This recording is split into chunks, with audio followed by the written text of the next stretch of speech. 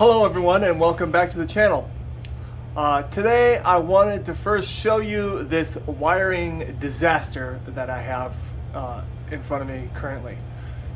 What I did is, this is all the wiring that I have for my DC lights for in these rooms, and they are all wired up to a switch, so I can just turn a switch on and everything turns on. So let me show you. Here's the little DC switch right here, and when you turn it on, you can see all these lights come on. And actually, so here it is without the lights, and then here's with the DC lights. So as you can tell, in a power out situation, this whole area would be lit up.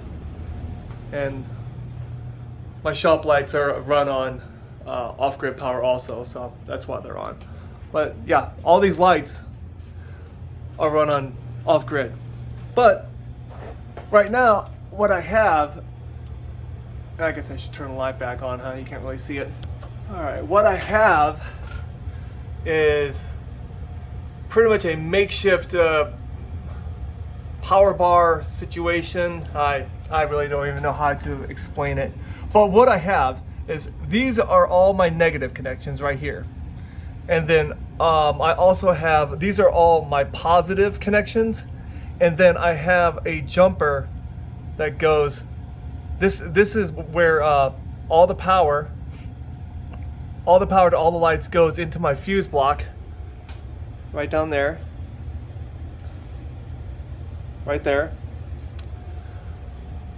So all of that power goes to this one, and then this next wire goes all the way over to that switch, and then that switch brings it all the way back to this one. So that way the switch works to turn everything on and off. But I mean, this, just look at it. It's a horrible wiry disaster mess. So what I'm going to try to do today is instead of having everything hooked with what are these things called? These little like eyelet connectors. Instead of having all those connectors connected to bolts that are just screwed on everywhere, what I'm going to do is I'm going to rewire everything up using ferrules and Wago plugs.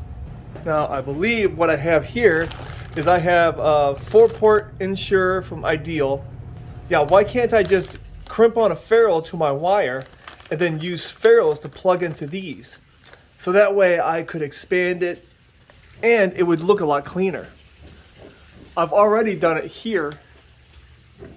There's a couple that are connected to Wagos using ferrules as crimps. And then that way, if I have another light that I want to put like right in this area, I could just plug it straight in.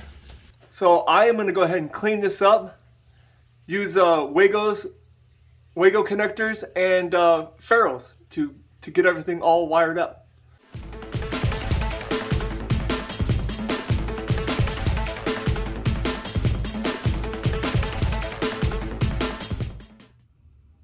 All right, I'm going to go ahead and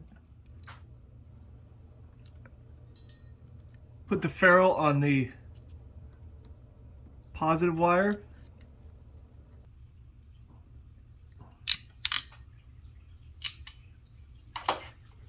So look at that. Perfect stranded to solid connection. So that way I can use my Wagos for this solid connection from this ferrule.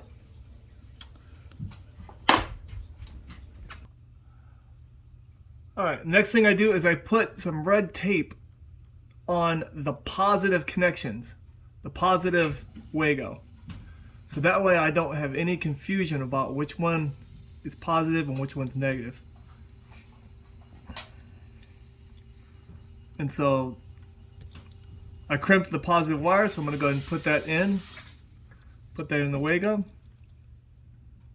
Look at that. See, it fits perfectly. And this is 18 gauge wire. This is actually all speaker wire because it holds these 3 watts I think it can hold up to 20 watts just fine.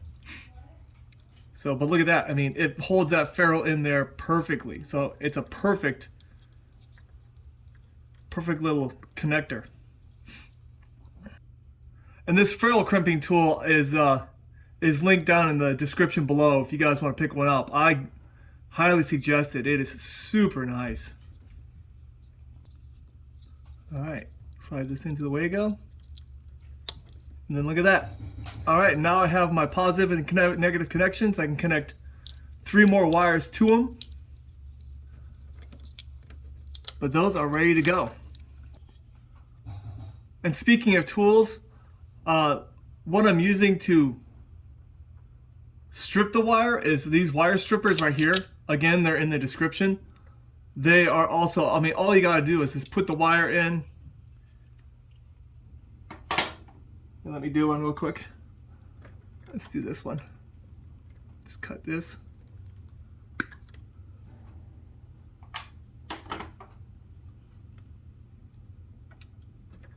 All you gotta do is just put the wire. You just put the wire right in there. You lower it down and pull it, and look at that. I mean, it pulls that sheathing off perfectly, and it doesn't cut any of the actual wires. So again, a much easier way to strip. So I'm going to go ahead and strip, crimp all the rest of these, and then you'll be able to clearly see how I have this all wired up.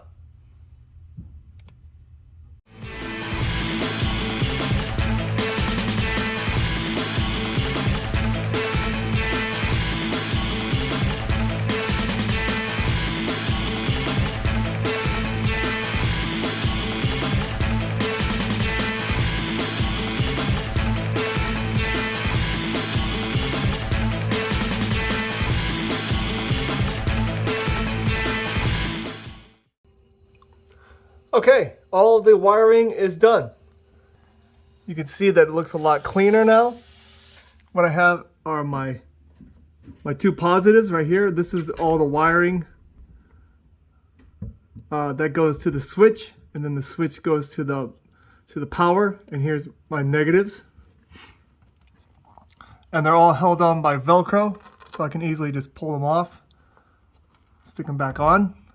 And then I have another connection over here, because I didn't have enough slots in my Wagos, so I had to make another one. But this one has an open port, so I can easily add another wire right to this. So let's go ahead, put my fuse back on. This goes right here.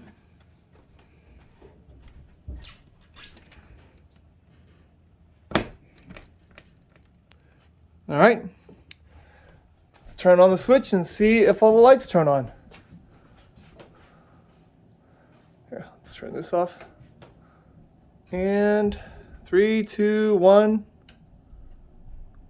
Oh, look at that. All the lights turn back on. Perfect.